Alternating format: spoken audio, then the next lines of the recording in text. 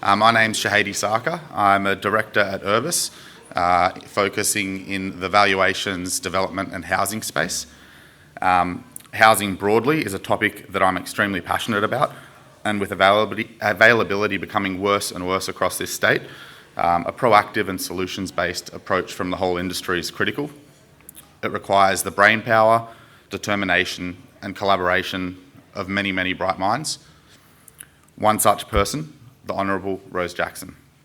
Rose is a person piecing together a number of interconnecting puzzle pieces across our state, with her roles as the Minister for Mental Health, Housing, Homelessness, Youth, Water and the North Coast. I'm honoured to be introducing such an enthusiastic and intelligent person to talk to us today about the state government's plans for housing across Western Sydney. Please join me in welcoming the Honourable Rose Jackson.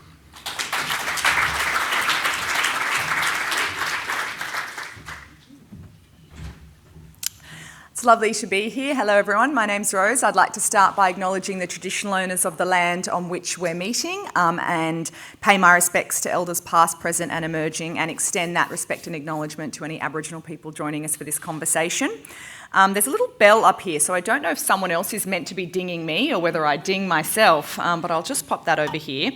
It's fantastic to be amongst people who share the passion that the New South Wales government has for the success of Western Sydney. We have talked repeatedly about how important it is for the overall success of our state that Western Sydney is supported to be the incredible dynamic place that it is and that it can be. I think the Premier was recently reflecting on the fact that if Western Sydney was a city of its own, it would be the fourth largest city in Australia.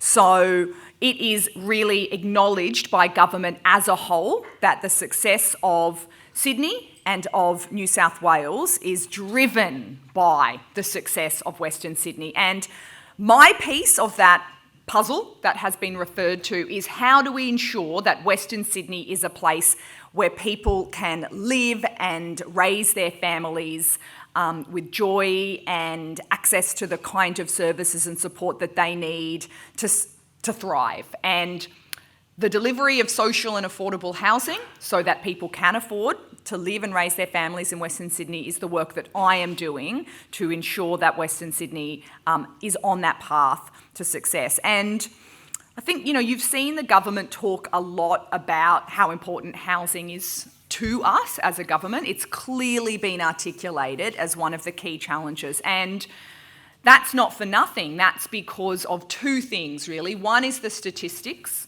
We all know how unaffordable housing is. We all know that the conversation that used to be about how do I afford to buy a place to live in Sydney is now how do I afford to rent a place to live in Sydney. All of the data points that we have are showing us that housing unaffordability is a genuine challenge and a genuine drag on economic productivity and social cohesion. We are less productive and cohesive than we can and should be because housing is so unaffordable. The other reason that we're very compelled to prioritise this is not just because of the statistics, but it's because of the stories.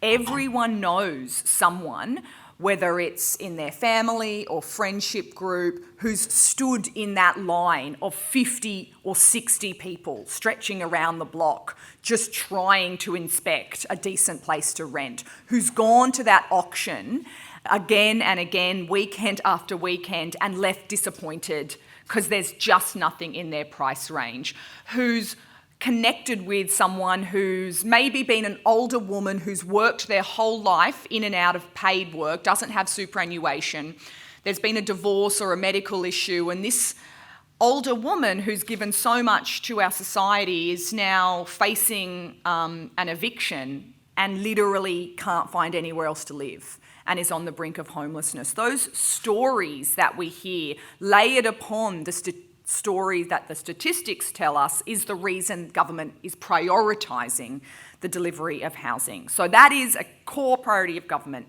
But look, part of what is my job as the Minister for Housing is to say it's not just enough for us to have growth. growth is incredibly important. It's got to be inclusive growth. It's got to be the right growth for places like Western Sydney. And when I say that, there's various ways in which we can ensure that that growth is inclusive and delivers on our goals. There's 3 things that I'll quickly touch on now, but happy to explore that concept in the Q&A. The 3 things are, it's not inclusive if it's not linked to transport.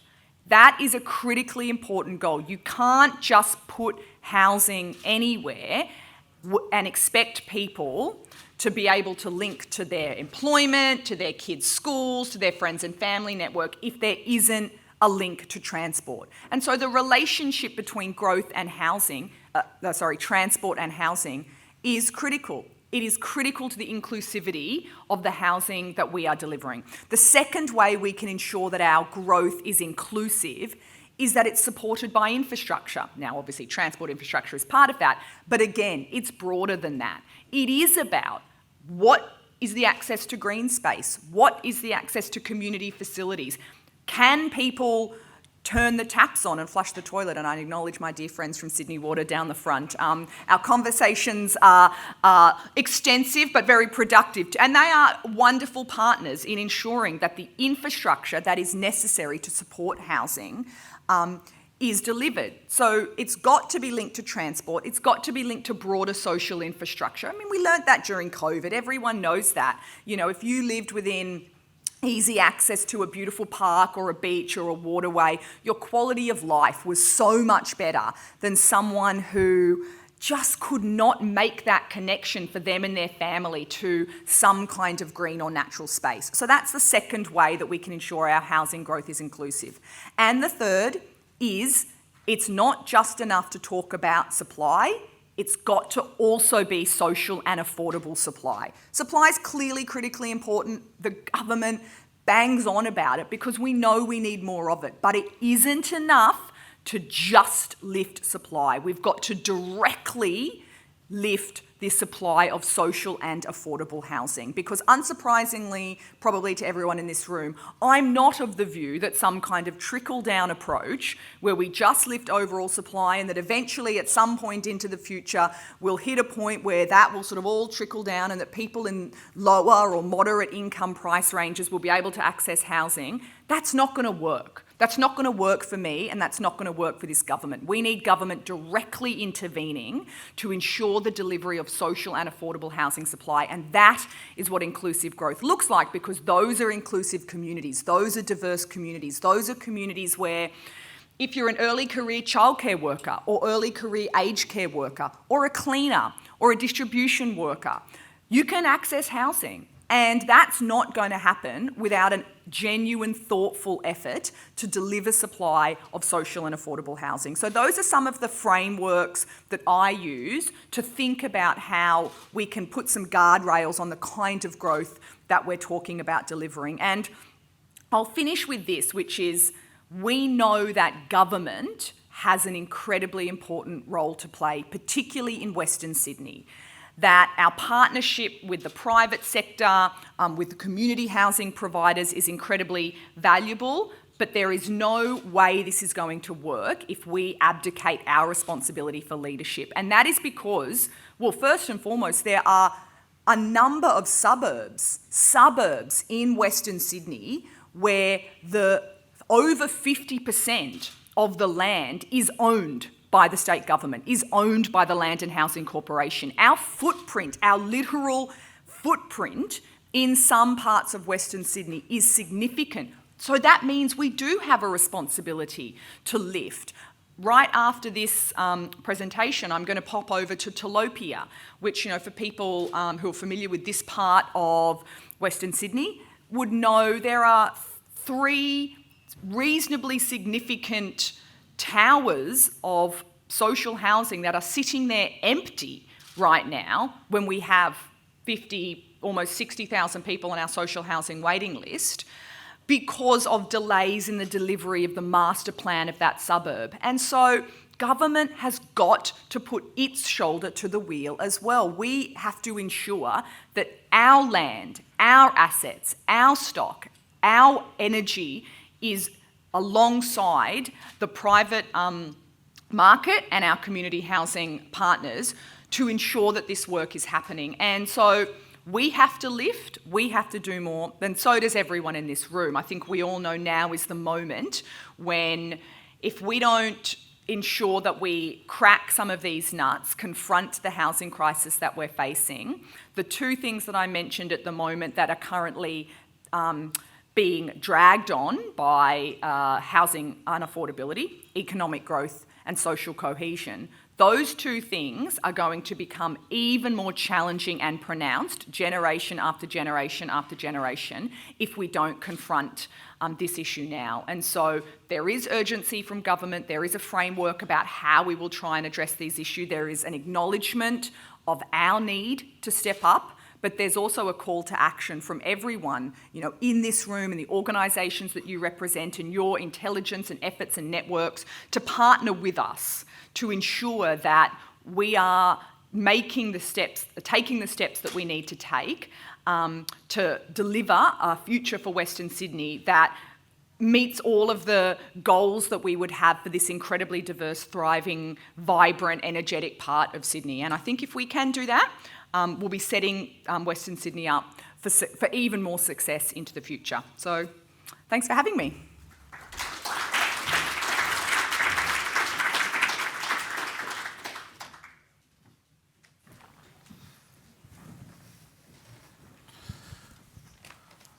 Thanks for that, Minister. That was fantastic. A good summary on what you're doing at the moment and what's happening out there in your world. And I'm sure everyone in the room appreciates it. So thank you for your openness. I might kick-start with the first question, just on, I guess, you touched there on the availability of government land and that we have a lot of it. Where is the progress at the moment on being able to utilise that government land? I'm hearing a little bit of talk in the industry, but how far off are we from some action on that land? Hello, that's on. Not very far at all is the really good news. So you are right, we're doing the audit of government land right as we speak, and the expectation is that we will have the first tranche of land that has been identified as surplus to current needs and suitable for housing by the end of the year. Literally next month, we are expecting that first tranche. Now, that's going to be the low-hanging fruit. That's going to be the obvious land that's zoned for residential, close to transport, as I mentioned, et cetera, et cetera. But we are right on the cusp of having that first tranche ready to go. And then as we roll on, there will be, the more challenging, well, how do we do rezoning? And, we need to wait for the transport connection. But I think my view is that if we're honest and open about where we see our opportunities and have that partnership approach, one area of partnership, this is just one off the top of my head, and I'm sure others in the room would have other examples and very keen to talk to you, is I had a meeting a few weeks ago with the organisation that represents faith-based housing in New South Wales. So, your church housing groups, Salvos, Vinnies, Baptist, etc.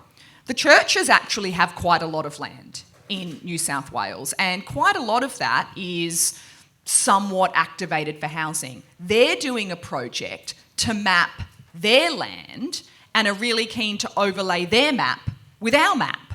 And so if we can identify where our land is, and maybe there's a parcel of land next door or just down the road and we can link that up, well, those are exactly the kind of partnerships that I'm talking about. And so I was really excited to have that opportunity to partner with them. There are others who own land who might be willing to partner with us in those connections. Local government is an obvious one, and a number of them have been really fantastic and forthcoming in talking about their land. There are a number of groups for whom that partnership is has a lot of potential. But as I said, we know government has to lead. Our audit is almost ready to produce the first tranche. And that's going to be a fantastic opportunity for us to start building that pipeline of where we're going to be looking to activate that land for housing. Fantastic. And look, probably one a little bit closer to my heart. My sister works at a place called Lou's Place, and I know you've been out there and spoken to her about, women in social housing and some of that short stay accommodation. Are you doing any work in, I guess, more long stay accommodation for, single women with complex needs and women with children out there to, give them a social housing specific to their needs out in the industry at the moment? Yeah, we are. I mean, the social housing waiting list is... all of the indicators are going in the wrong direction. So we know that we've seen a 12% increase in the general waiting list in the last 12 months, a 15% increase in the priority waiting list. I mean, this is the consequence of the housing crisis, right? I mean, it hits the most vulnerable the hardest, because what we see is as housing becomes more unaffordable, places, say, for example, in the private rental market that were generally available for low-income renters, they're not available for low-income renters anymore. People on decent salaries are competing for rentals that previously would have been available for people on a much lower income. Those people don't have anywhere to go, and so they're ending up on the social housing waiting list. We are doing a lot to try and lift the amount of social housing that we're delivering. Excellent kudos to the Commonwealth, who've really stepped up with their $610 million that we are looking to spend on building social housing, and they've now passed their Housing Australia Future Fund. So that's all money in the pipeline specifically to build social housing. And look, of course, we recognise that there are cohorts within that overall waiting list who are particularly vulnerable, and older women is absolutely one of those cohorts. Women and children leaving domestic violence is absolutely one of those cohorts. The answer for those people is more supported housing going forward. The problem with social housing is that it requires a heavy government subsidy. Now, affordable housing, I think we all know, particularly in areas where there's, overall housing is more expensive. If you're doing affordable housing on a discount on market rent, well, in some areas that's still, the affordable housing rent is pretty high.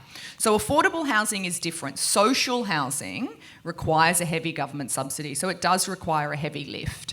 And great to have the partnership with the Commonwealth as an opportunity to do that, but we do recognise that fundamentally we just have to lift the supply of social housing. And that part of the reason that we're doing the land audit is because all of the land that's going to be activated for housing will have a 30% minimum mandate of social and affordable housing. So, that is another lever that we are pulling to try and ensure that that stock is directly delivered into the market. Fantastic. I've got one here from the audience. You've acknowledged the importance of community facilities. What are your thoughts on a policy that doesn't allow councils to levy developers for libraries, aquatic centres, halls and the like? I have to say, I'm not the planning minister, and so the relationship between developer contributions and local government and state government is not my area. I'm obviously, as you can see from my comments, in favour of ensuring that there is the infrastructure delivered alongside housing. I would say this, that part of the reason that the state has done our housing and infrastructure contribution scheme is that when it comes to local government, it's a mixed bag.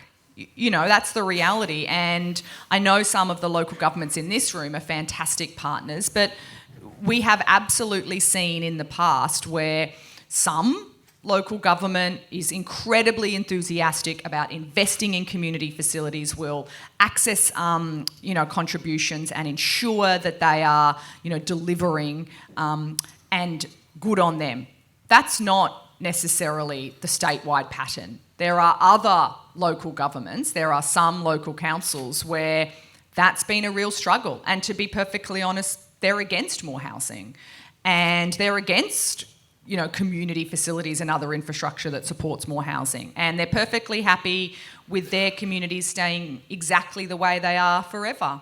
And that's a shame, because That's not the kind of vision and energy and partnership that we need to confront the fact that we have 50,000 people on the social housing waiting list, that we're taking the largest share of inbound migration, that we have so many young people who still live at home with their parents or in share houses because they can't find their own place, and they want their own place and they've got good jobs, but there's nothing available for them. And so all those people need a state government and local governments to care about delivering housing for them. And so I think that would be my only comment, is that for those local governments who are really enthusiastic, it's obviously disappointing that they are unable to access the resources that they need, but that it's not necessarily the case for every single local council that they're interested in being a partner in that kind of work.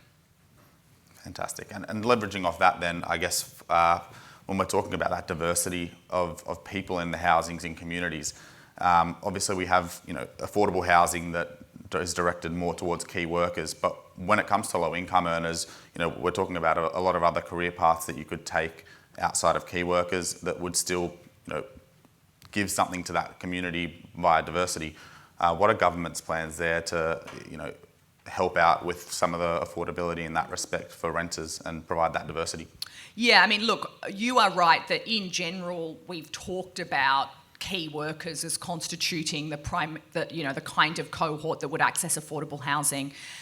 In reality, affordable housing is not linked to employment; it's linked to income, and so that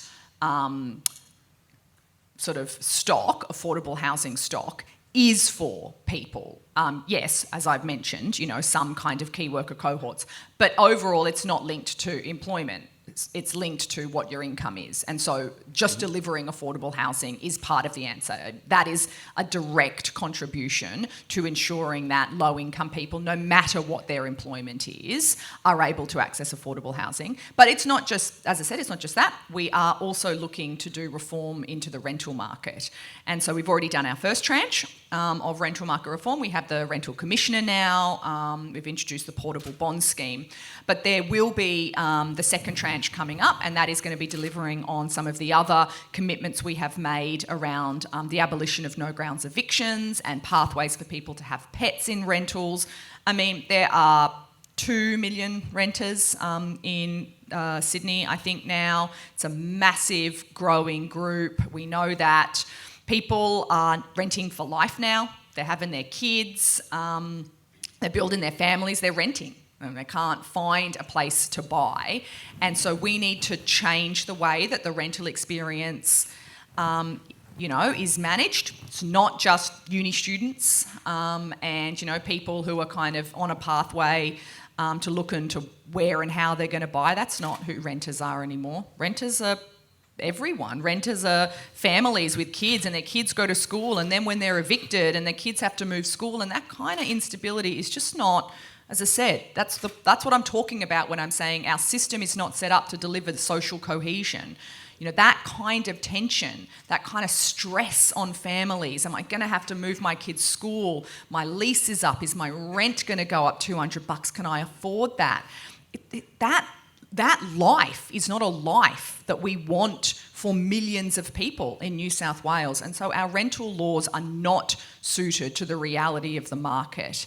And that is why we're looking to update them, because, we can't have a situation where millions of people in Sydney are having the kind of unstable rental experience that, apart from anything else, does not set them up to save to buy. Because if you're constantly living in that level of uncertainty and you can't, you don't want to take a job that is going to pay you more, because what if you have to move and then you'll be trekking across Sydney, and all of the stuff, the drag on economic productivity that comes from the way that, the rental experience, is lived, is not delivering the kind of stable society that we want. So that's why we're also going to reform the rental market.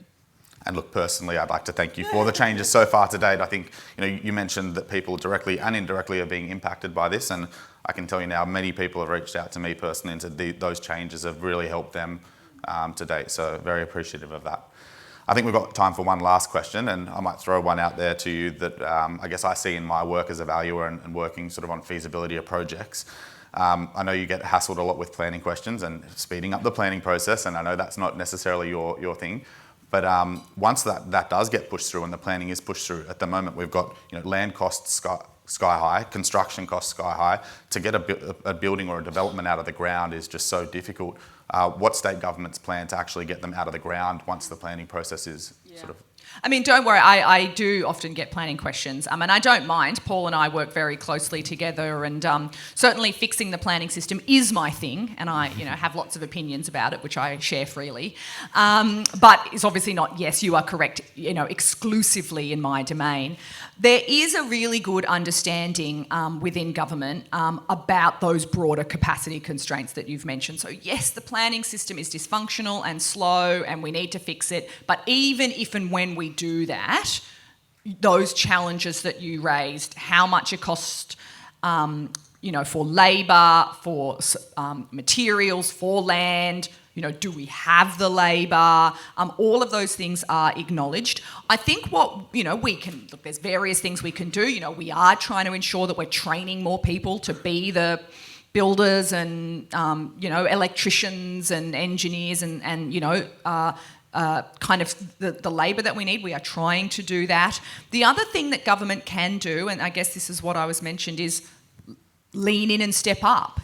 Certainly on some of those kind of procurement challenges, we can do more with our own projects. Our feasibility is different to a private developer's feasibility, and so where there are challenges making feasibility stack up, and I readily accept the ones that you've identified, whilst we're working through that, and we want to keep construction going and keep completions moving and keep the delivery happening, government can play more of a direct interventionist role because, as I mentioned, our feasibility assessments are different to a private developer, and so I do think that's a role that government has to play.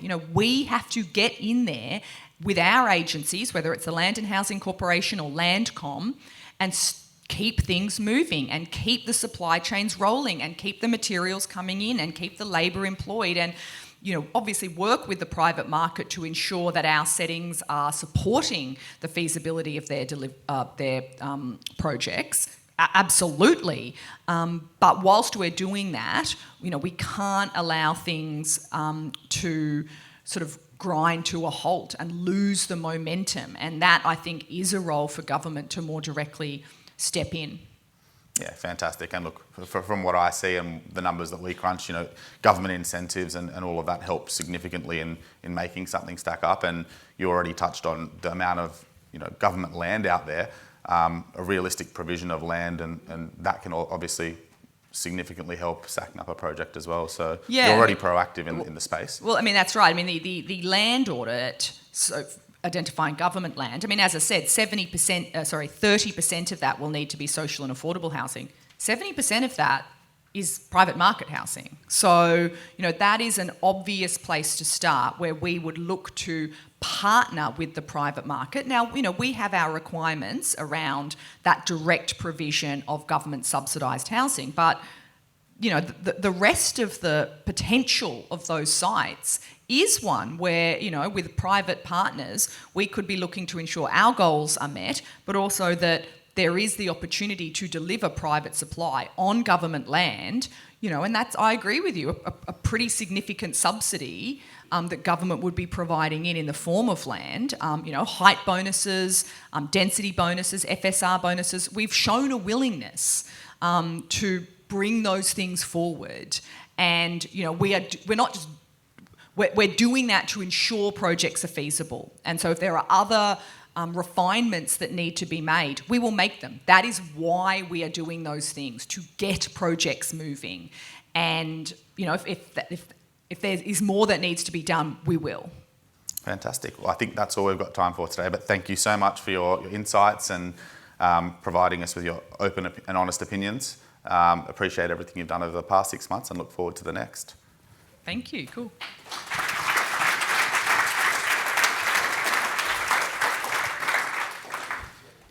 On that note, I'd like to welcome Professor Damian Giurco, an Associate Director in Research at the Institute for Sustainable Futures at UTS, to facilitate the next session.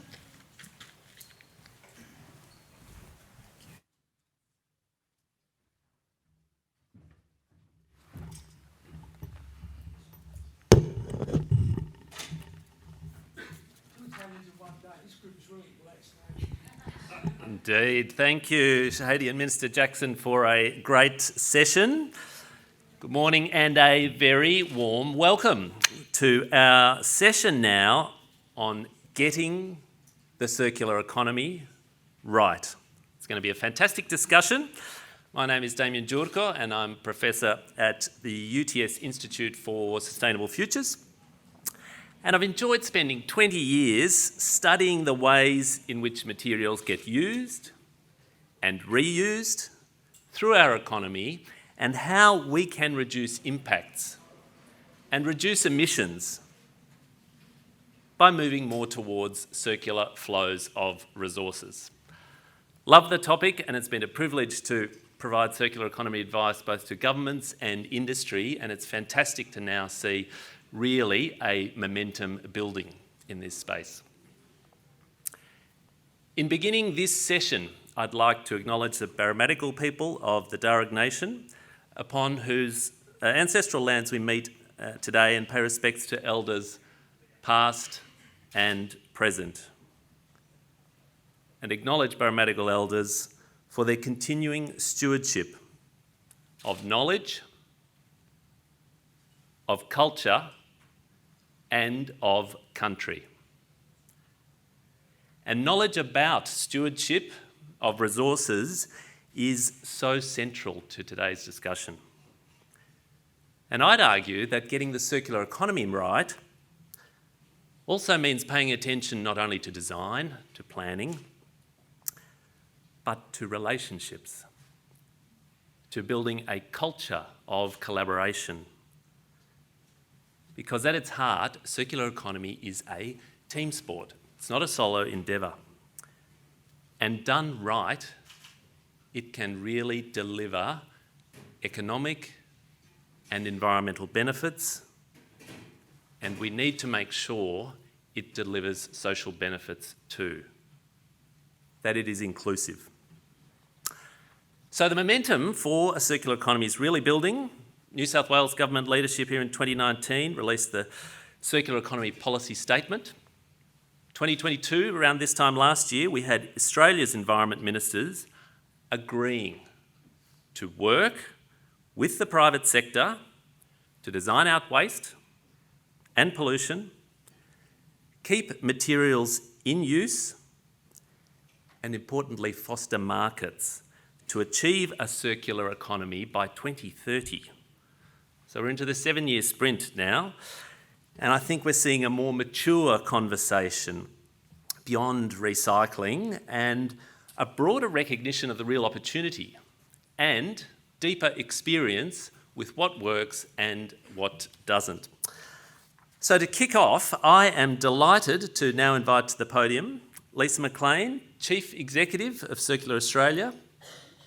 Lisa is a circular economy and zero carbon business transformation leader who's played a key role in really elevating the profile and practice of circular economy in Australia, advising industry and government, and driving that collaboration which brings about market change. Welcome, Lisa. Really looking forward to your presentation. Give her a hand. Thanks, Damian. And actually, Damian and I go way back to the Japan, Yokohama World Circular Economy Forum, don't we, Damian? We bonded over that one. So it's fantastic to be here. I'd like to also acknowledge the traditional custodians of the lands on which we gather today and pay my respects to elders past, present and emerging. And I'd also like to recognise, as Damian alluded to, the really critical role that our Indigenous and First Nations people have played in terms of being the custodians and practitioners of circularity and circular economy for millennia.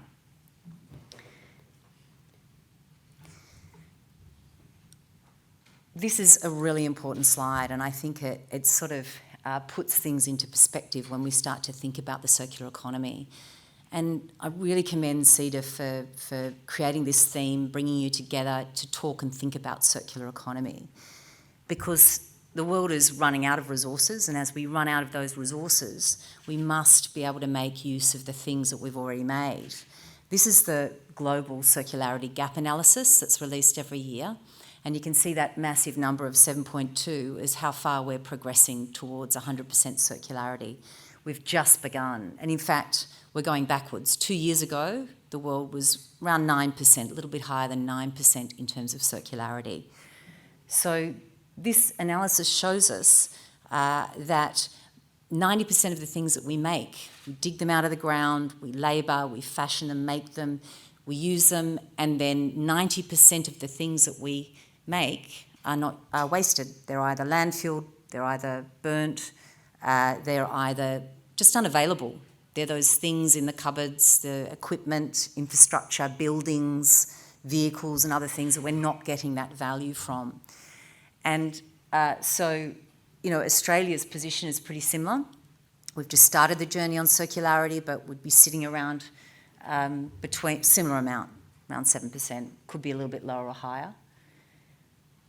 And this is the reason why governments, including Australian government, is really moving towards adopting and embracing circular economy.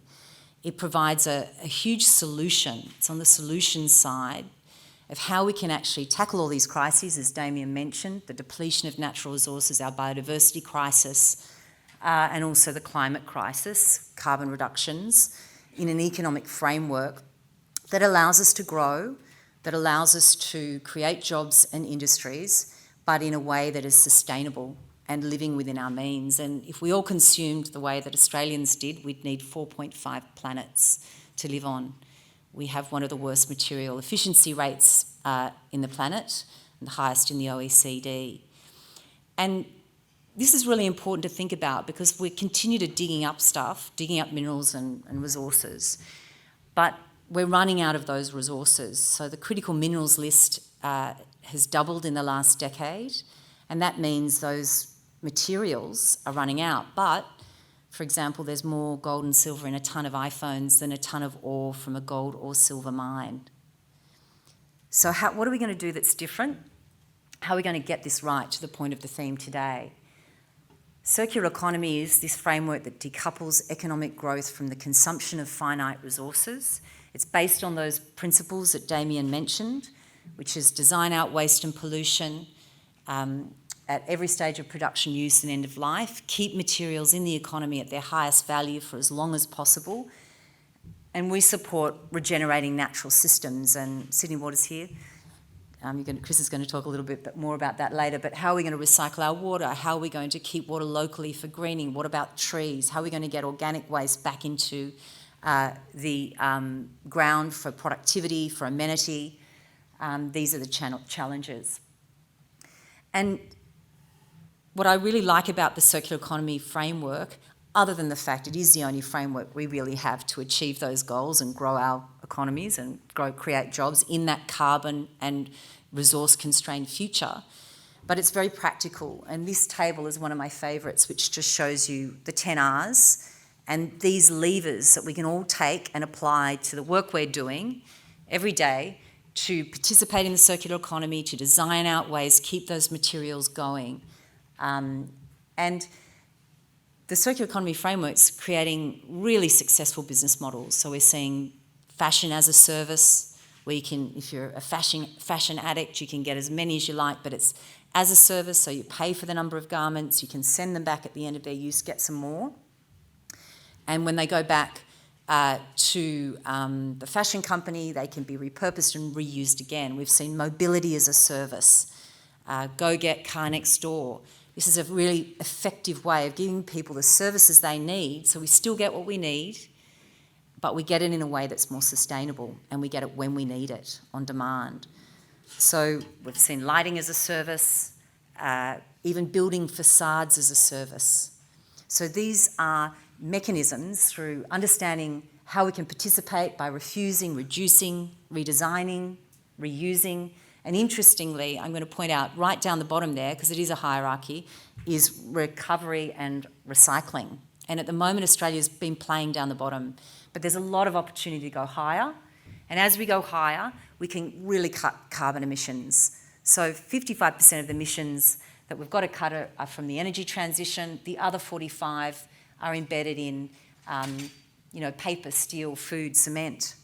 So those embedded carbon emissions, that's where circular economy comes into play. If we can keep the materials that the carbon's embedded in going round and round the economy for longer and then be able to be broken down at end of life, we're going to be able to reduce carbon emissions. The federal government's made the target. Damian told us about that. It's for 2030. By then, we will not be 100% circular, that's for sure, but we will definitely have in place frameworks right across the country in the different states and territories and federally to work towards this new economy, which isn't just about cutting carbon, it's about designing out waste as well. And the Ministerial Advisory Group, which I'm lucky enough to be on, has had several meetings. The clever thing about it is Tanya Plibersek, who's running it, is bringing through all the cabinet ministers as we go. So we've had Trade Minister in our design meeting where we talked about circular economy embedded in our trade agreements. If we're going to plug and play with Europe, they have a very sophisticated circular economy framework. They're making sure that products are made to last for 30 years, can be broken down at end of life, be repaired as they go. And they want to extract the value out of those materials at end of life. They want the gold and silver. They want those precious minerals. And so the Australian government now understands that we need to retain that value, retain that residual value. And we need those resources because we need them for our own renewable energy transition. So there's a big connection between how these materials go through the flows through our economy. So the Trade Minister now saying circular economy will be in the EU trade agreement. We've had Chris Bowen attend the second meeting around embodied carbon and climate and how we ensure that our regional and sectoral plans that the Minister's developing across each sector will also have circular economy in them. The last meeting last week was with the Treasurer and understanding how important circular economy is to our economy. This is a systems transition. So we're not just talking about waste management. We're talking about what are those new products and services we can create out of waste? How can we link that to the manufacturing agenda in Australia? And there's $15 billion in the National Reconstruction Fund of Ed Husic, Minister for Science and Innovation, and that's also going to have a focus on circular economy. It's a big opportunity. Some estimates around $2 trillion for Australia and also hundreds of jobs. Circular Australia did some research a couple of years ago on where the opportunities are for circular economy, and you can see infrastructure, regional precincts, households are really important as we start to look at how we can contribute to the circular economy. We haven't got a lot of time, we'll jump into this soon in questions, but I'd urge you to have a look at our research online, and we know that consumers are really wanting change. People are overwhelmed by waste. They want options to get cleaning products as a service, have them be able to be refilled, have somewhere to have packaging that can be recycled. People don't want their houses overflowing with waste, and it's really depressing. So we're seeing that coming out in these surveys, and one of our partners, our Commonwealth Bank, did this survey. Circular Australia is set up. We're a peak body. We grew out of New South Wales Circular. Our mission is to accelerate that transition to 2030. We work with partners. As Damian said, it's not one of us can do this on our own. The only way we're going to make progress is by working together, and that's our approach. We work across these in training as well, accreditation and training, economic analysis and collaboration through our task forces, and we run a number of task forces which you can have a look online if you're interested. And we're also developing our circular ag program as well. So I'm going to leave you with this thought. I know we're going to go into some questions in a second, but what is your circular economy strategy going to be to get us to 2030? So thank you, Damian. Thank you, Lisa, for sharing your insights. Really set the scene for us perfectly for our panel discussion. I'm sure it's sparked some ideas and questions in the room, so we'll have a chance for you to ask those in a while. Jump onto Pigeonhole and upvote favourites. And it's now with great pleasure that I'm joined on the panel by Chris Gould, General Manager Business Development at Sydney Water, and Sally Walford, National and State Priorities Director at CSIRO. Please make them welcome. Sally, I'd like to start with you. You've got great experience from developing circular economies in special activation precincts in New South Wales. And as we're looking to build thriving communities in Western Sydney, tell us more about how place-based initiatives can support the circular economy. Great. Is this on? Hi. Well, thanks very much, Damian. So yes, I had 2 years' experience working at Regional New South Wales, and we're involved in the delivery of the special activation precincts in Regional New South Wales. One of them that I was involved in was Parks Special Activation Precincts, and the vision for Parks is very much about bringing collaboration, so bringing the right people to a place to actually drive circular economy. So you need to be able to bring the research sector in to really drive those new innovations. You need to bring the investments, and you need to bring the passion, so the people that actually want this to happen. So places like the Special Activation Precinct really make that land available. It's a mixed land use opportunity. All the approvals are in place. So it's really a great way to bring the right people together to drive those outcomes together.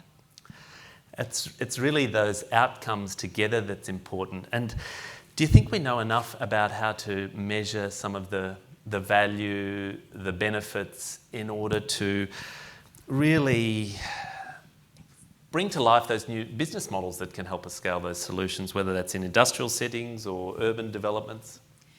I think the good thing is, or good and bad, it's a learning journey. We're all on that journey together. As Lisa mentioned, we're quite early in the journey.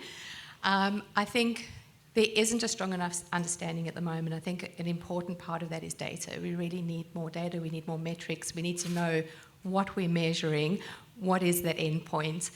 The circular economy, it's a transition at the moment. We're linear, we want to go circular. That transition, I think, is going to continue transitioning, because emerging industries will change. The economy is constantly being impacted. So, if we look at the special activation precincts, that's really around industrial symbiosis. So the winners there are industry, because you're driving down the costs of industry. In the urban setting, it's people living in houses that are the winners, because you're driving down the cost of living. But it's identifying what are those right factors that are going to drive down the cost of living. If we look at integrated energy solutions, that's what people in urban places want. They want cheaper energy. They want access to clean, affordable, reliable energy. Industry wants access to the same things, but to drive down the production costs.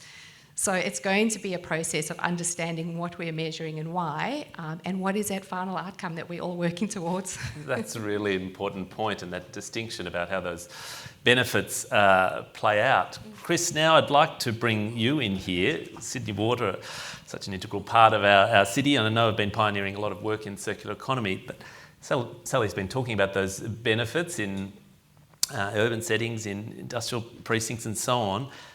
The flip side of that is really the risks, and we're doing things that are new. So I'd like to ask, who would you say is best placed to take investment risks for greenfield circular economy opportunities? Thanks, Damian. I've thought long and hard about that question, and frankly, the answer is both. We need government and we need the private sector to be working together for different risk allocations, particularly for greenfield projects. And I'll use an example of one that we're investing in as Sydney Water at the moment. In Western Sydney, just across the road from the new Western Sydney Airport, we have $1.2 billion of committed investment in the Advanced Water Recycle Centre. When that is up and running in 2025, that will start to treat wastewater for the surrounding homes and businesses and the airport. By mid-2050, that will treat the wastewater for about 500,000 homes and businesses in Western Sydney. That's huge. We're talking upwards of $5 billion worth of investment by the time this thing is finished in the mid of the century. Why that's so important? We start thinking about 500,000 homes. Every single person per day uses about 160 litres of water, and for every litre of water that you consume, about 80% of it gets put back into the system. That's about 130 litres a day times 500,000 people. What do we do with that at the moment? We pretty much put it out in the ocean. That's where it goes. That's not what the plan is in Western Sydney. The plan in Western Sydney is to reuse that water beneficially. And so what does it start to look like? Well, for us, it's about enhancing the waterways, the natural waterways in the catchments, particularly in Blacktown and Liverpool to start with. And we've got some really strong, and Kerry's sitting in front of us, that the waterways that are in Western Sydney, particularly Hawkesbury, Nepean and South Creek catchments, are something that we need to celebrate and to enhance. That water will be reused into there.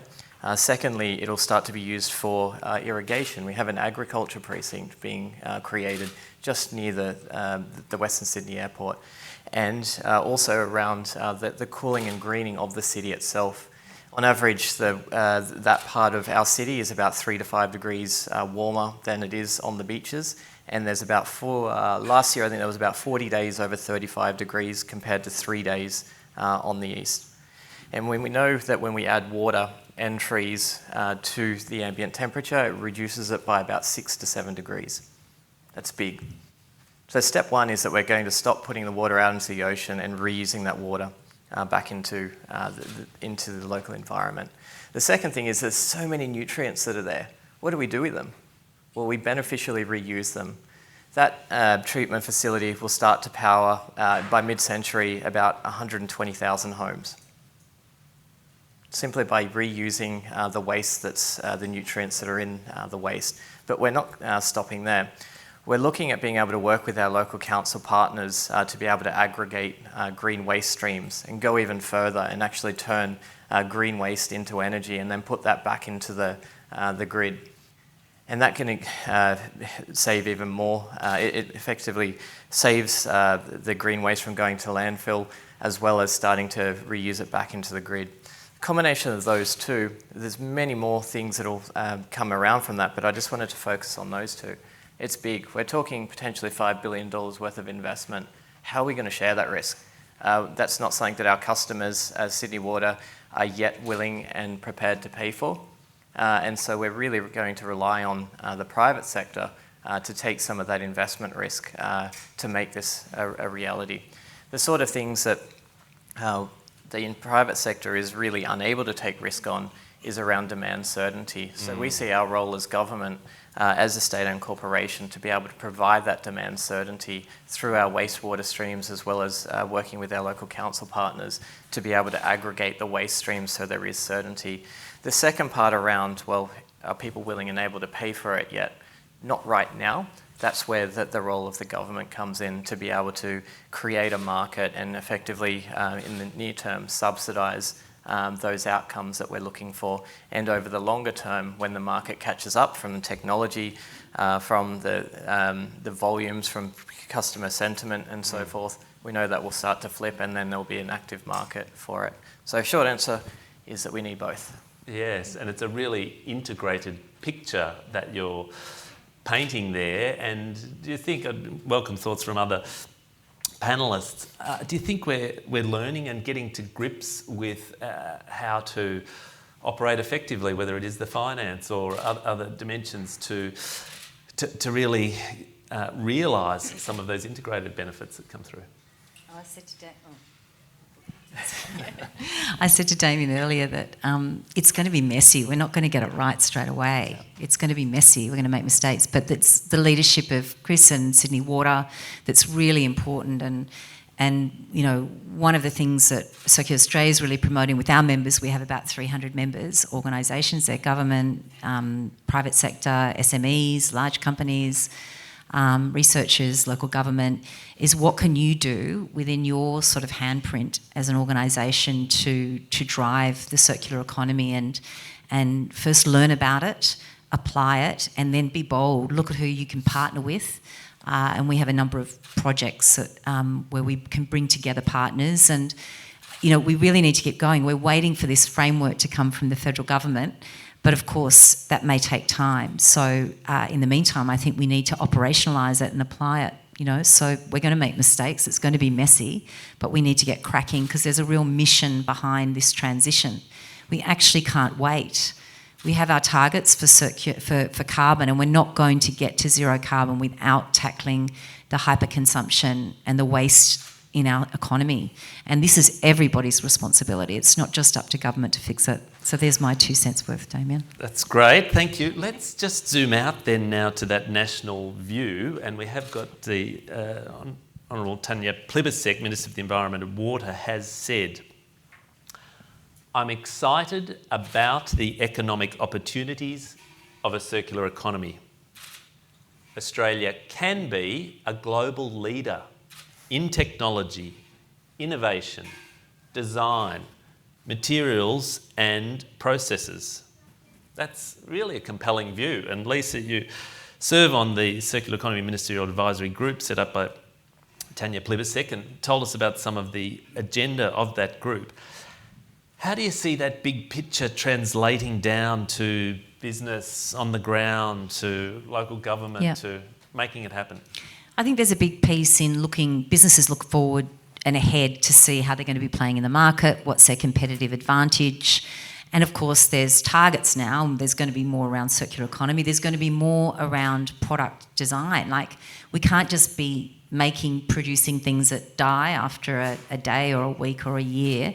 We're going to need to see warranties that are pushing up towards 5, 10 years of warranty, and designing things to last. So these are obligations on organisations, not just if you're making them, but if you're importing things, if you're building things. And then, there's a big piece, this lucrative piece that Tanya's referring to, the economic opportunity, is that we know that if you can have, if it's a white good, for example, if you can keep that going round and round in the economy to extract maximum value out of it, or if you can control the residual value of the asset, which someone like Caterpillar has been doing for 75 years, the American company that makes the big tractors and things.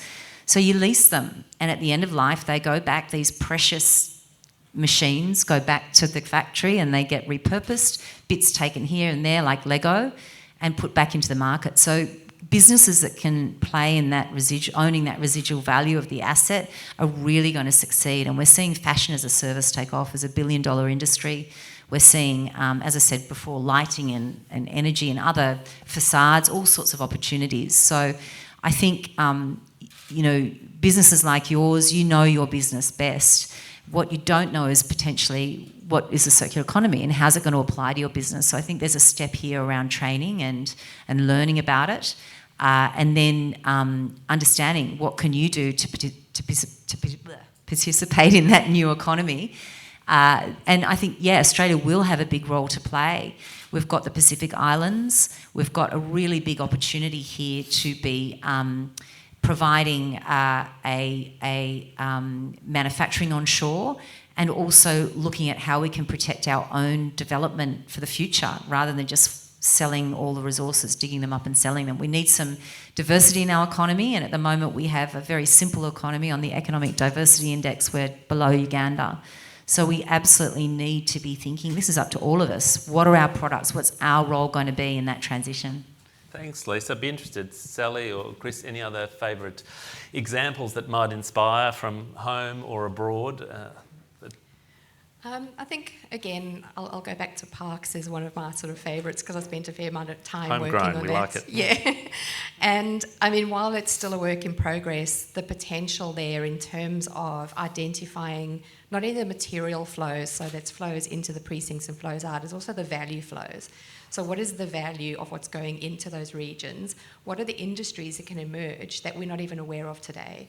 And I think the geopolitical tensions and policy reform in terms of sovereign capability and retaining what we have in Australia and maximising that resource, that's only going to add to our ingenuity in Australia.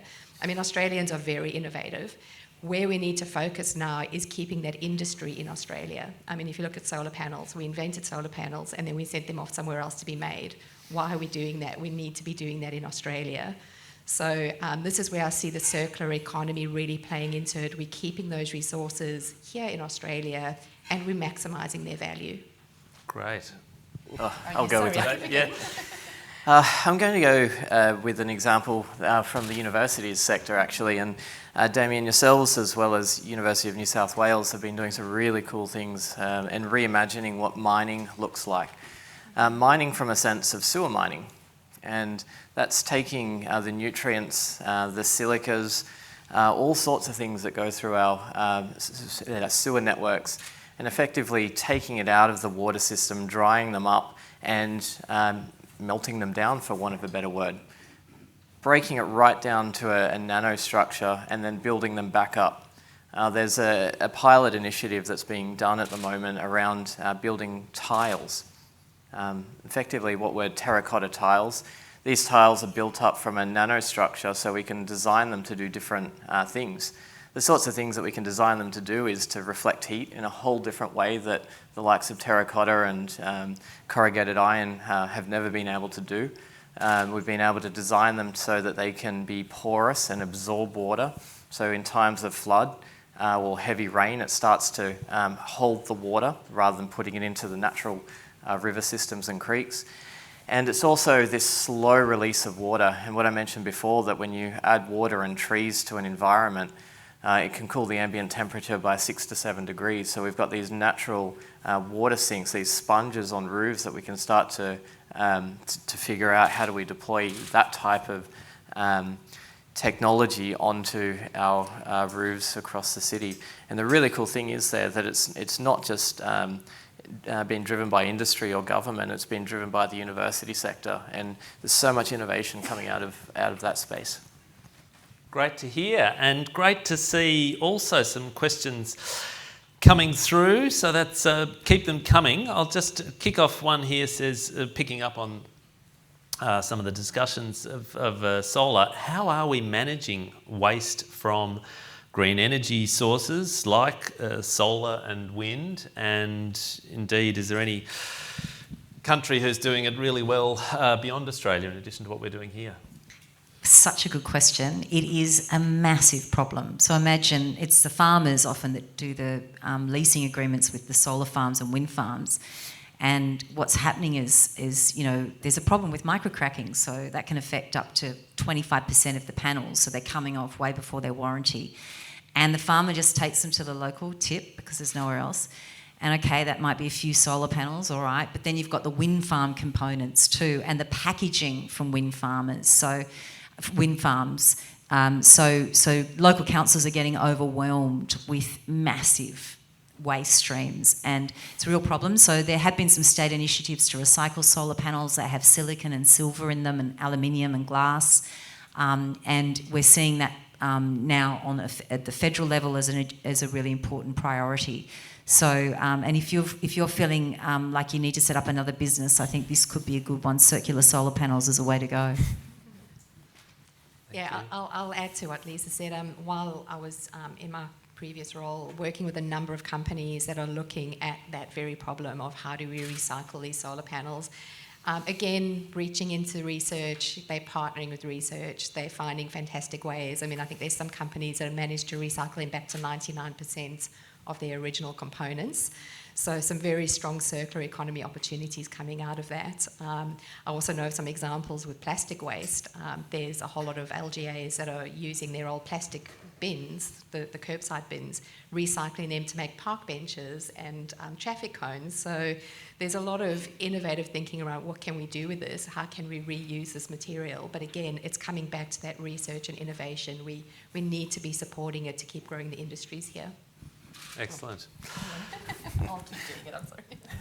Anything to add there? No? All Not good? on solar. All good. It sparks in my mind too this era of new business models. If we're thinking in solar and wind and things, also new ownership models, including community ownership of some of these assets. Are there any other stories from those dimensions that you wanted to pick up, or anything else on new business model that offer a new take on how we share some of the Well, the benefits. just leaning back into the place-based piece, the ministerial advisory group that we talked about before that Tanya Plibersek is running is going to include one next year on place-based circularity, because it's becoming really obvious and evident, and see Chris nodding, because when you're taking this theory and you're applying it into, and same with special activation precincts, when you're applying it to these place spaces, this is where the rubber hits the road. It goes from this theory of circularity that we've been going on about today into actually operationalising it.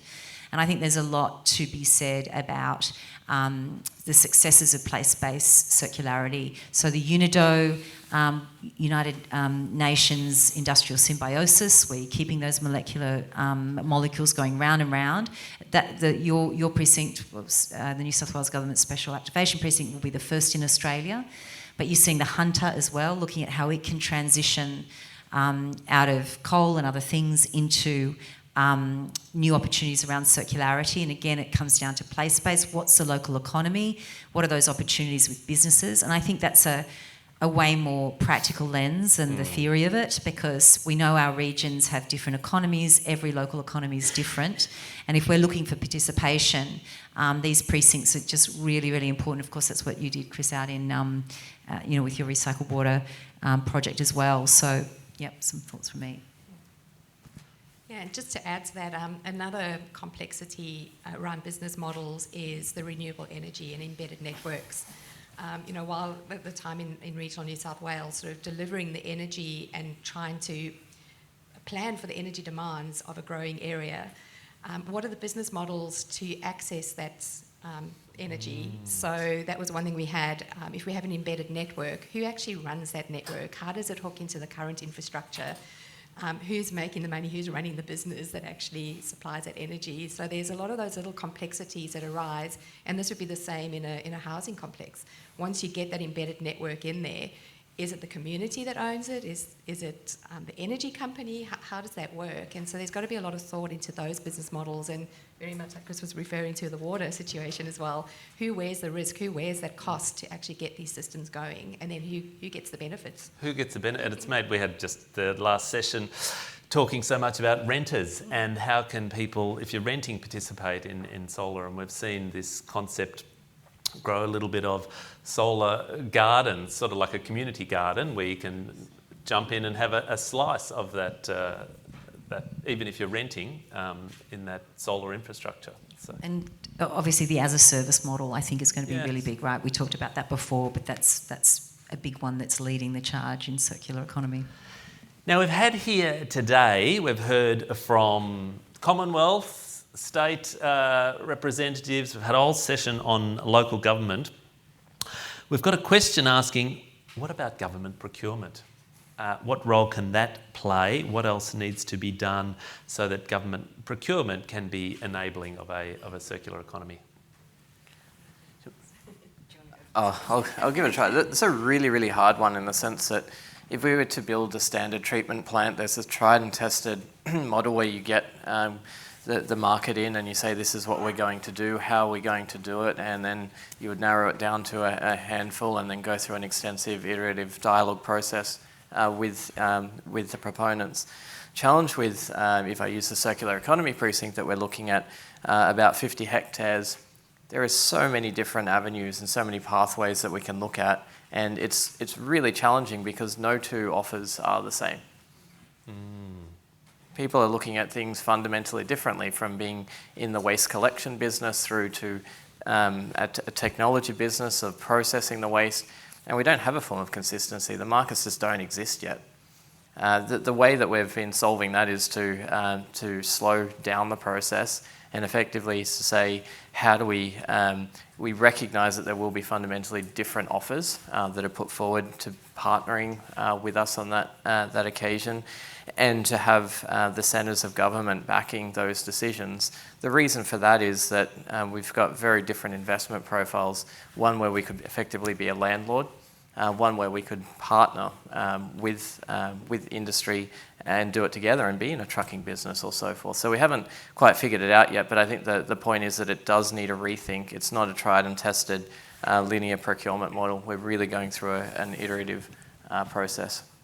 And Sally, obviously you've had good experience in government too. You mentioned before data. Do you think we have enough awareness amongst procurement managers? Is it easy for them to recognise, or is it some of the trickiness in clauses in contracts, or it's all bespoke? What's your thoughts on activating government procurement? Yeah, look, it is complicated. I mean, I was just thinking of a simple example, doing the enabling works out at parks and sort of calling for sustainable procurement in that process. You can go out to market, tell them what you want, but then it might not work in the space. I mean, one of the areas we were saying is you've got to use recycled material, but out in the regions you can't access that recycled material. So the procurement process is difficult. It does need to be driven from government. Those requirements should be in there, so when you go out to market you get back responses that make sense. The other thing is, if you're not too prescriptive about what you're looking for, the costs can blow out. Or if you go back afterwards and say, oh, actually, we do need to have these measures in place, you could blow that project out. So when you're working with finite funding for a case, for a project that you're delivering, that procurement process has to be so carefully managed. And I think, again, when you're building the business case, the return on investment, again, it comes down to those business models. What are you actually looking at for return on investment? And it's not always a dollar for dollar. It's the social return on investment as well. And are there any examples that come to mind of what's worked really well or less so that we can learn from in the procurement space that anyone might want to share? I was going to just say about the externalities. It's also about valuing these externalities. And this goes right across the board.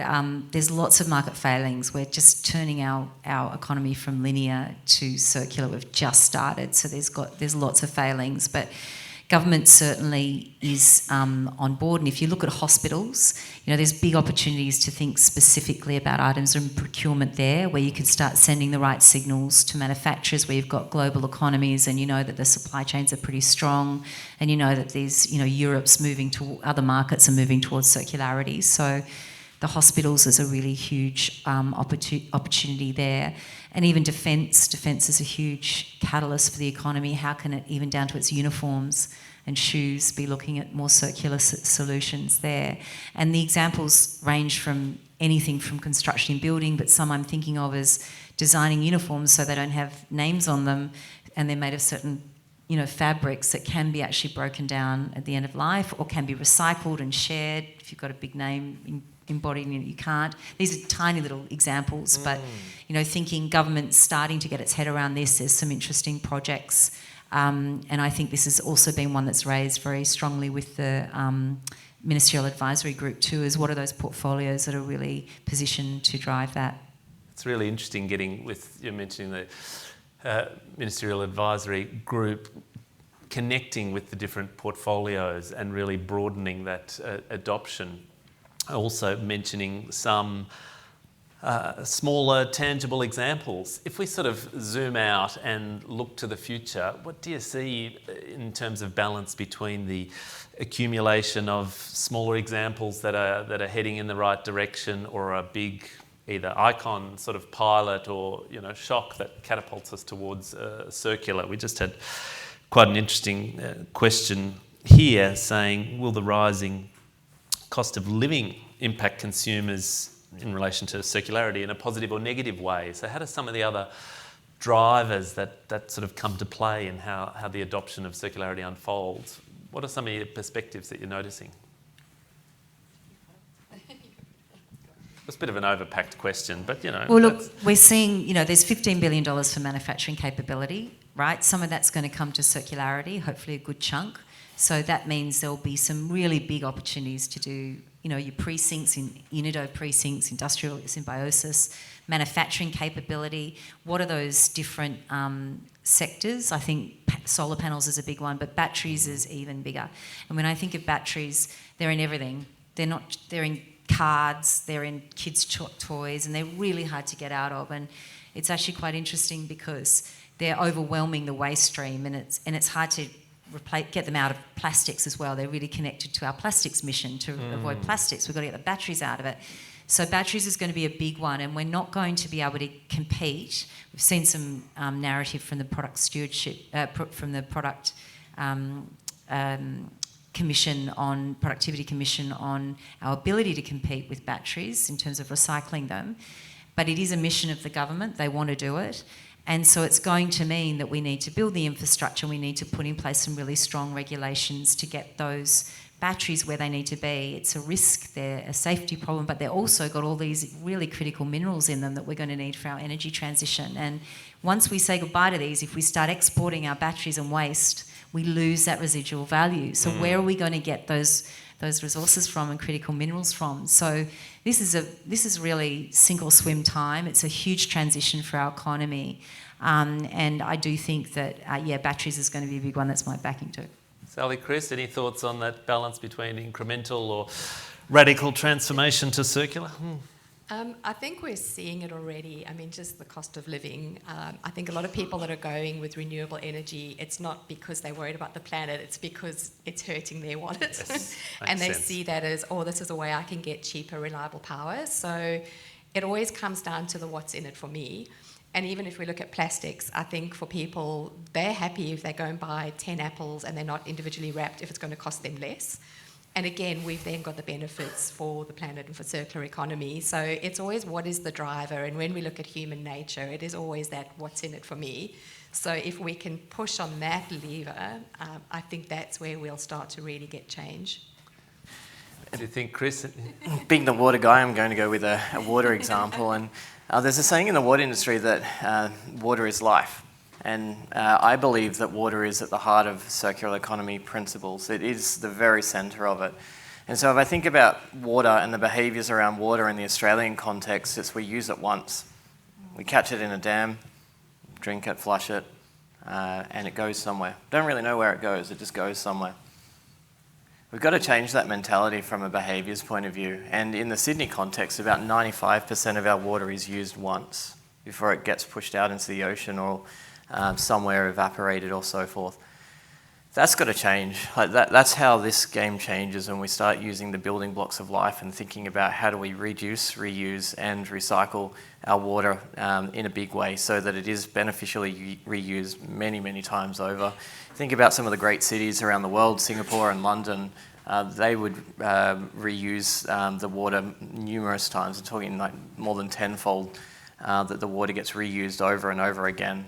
We've got to change that if we're going to be serious about our circular economy in Australia. Fantastic. All right, we've still got some more questions here, but I just thought an opportunity for a real hand to go up in the room if anyone's got a burning question they wanted to put to the panel. What are some of the picking up on what's been raised here, what are some of the opportunities you really see in Western Sydney that are coming into view as being hot opportunities? I'll go with waste again. In a handful of years, effectively our local governments will have a really big challenge on their hands about waste no longer being able to go to landfill, particularly green waste. And that's both a challenge. If I talk to our local councils, it's, wow, this is a big thing in front of us. But it's also an opportunity because what do you do with that green waste? It's got so much immense value in the energy space. It's like liquid gold, being able to transform it into waste. And we think in the Western Sydney context, we're talking of powering in the hundreds of thousands of homes if we're able to get that green waste aggregated to the right level. That's a huge opportunity for Western Sydney. Fantastic. I'm putting on my CSRO hat now. We're very excited about Western Sydney, watching it develop and looking at the research opportunities there. I mean, we're very, very keen on looking at having an urban living lab opportunity where we understand urban heat stress, tree canopy cover, water recycling, and how best can we learn from a city that's growing and help it develop into the future, because we're planning a city not for today but for 40 years' time. The climate is changing, the economy is changing, so how do we help that city grow with the research and innovation that we're developing today, and how do we bring it to there to actually test it? And a lot of it is around having those opportunities to pilot and work together with people on the ground and say, well, this is how we do it. We're looking at green solar, sort of biosolar. There's so many different opportunities for Western Sydney and the innovations there. So we're excited to bring it to Western Sydney. That's fantastic, and that living lab, that way of it in the messiness, we can trial and learn and build and scale. I think that's really fantastic to see, so hopefully we can see more. Lisa? If we can't do it in Western Sydney, we can't do it anywhere, circular economy, and I think it's the perfect place for us to be striving to be a global leader from Western Sydney, because we've already started here. There's some fantastic projects and thinking. It's also about training. It's also about understanding how we train for those skills and those new jobs in that circular economy, the repair, the reuse and manufacturing capability. And I think Western Sydney is extremely unique in terms of the cross-section of those sectors that it represents in employment and opportunities, and plus the beautiful natural capital as well. So, I think Western Sydney's got to win the prize for circular economy. It's definitely in the running. If we look by 2030, that would be my bet. Great that you've picked up on the skills as well that we're going to need to really seize this opportunity. So, given the theme for today is what will it take to get the circular economy right, I would like to go down the panel for a closing comment, whether it could be a key message or a key enabler or something that you really think we need to bring into view in this conversation to make sure we do indeed get it right. Who'd like to go first? Indeed. I think the first thing, and we've alluded to a few times, is the metrics, understanding what do we actually need to be measuring, what is success, what does that look like? And we can only really know that through understanding as the economy transitions, what are those outcomes that we're looking for, and be prepared for those outcomes to change, because it's a changing world. Yes. Metrics and flexibility, that's fantastic. Chris? Pretty simply, the amount of investment going into the greenfield areas of Western Sydney, as well as the established areas of Western Sydney, Blacktown, Liverpool, Penrith, and so forth, is phenomenal. And this is a once in a generation opportunity for us to capitalise on those new investments that are going in, these multi-billion-dollar roads, multi-billion-dollar treatment facilities to build circular by design up front. We know from a water perspective that these new facilities will be carbon positive from the outset. And so it really catapults Western Sydney, where these investments are being made, ahead of the pack, ahead of the rest of Sydney. And so we're hoping that that sets a template for how future investments in Sydney, Western Sydney becomes the leaders in the Australian context for what does circular look like from those investments. Really important themes about investment, about that overlap between circular and also the carbon positive. I think that's really going to be a link. Of course, we've got the systems view, but a link that will be part of getting it right.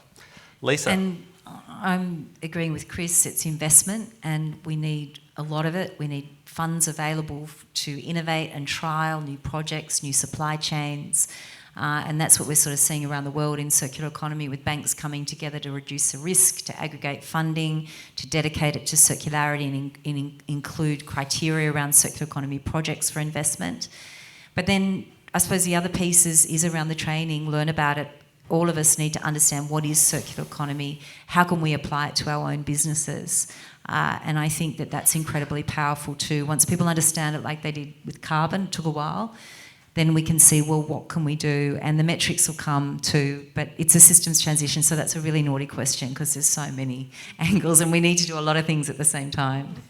Thanks, Lisa, and great to have that provocation. What will we each take away and do to build this? And hopefully there'll be some nice collaborations arising from meeting and being here and discussing over lunch with our panellists. So thank you for a really engaging and really inspiring discussion. And please join me in thanking our panellists, Chris Gould, Sally-Ann Walford, Lisa McLean.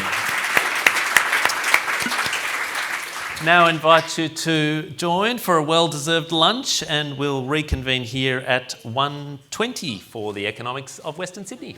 Thank you.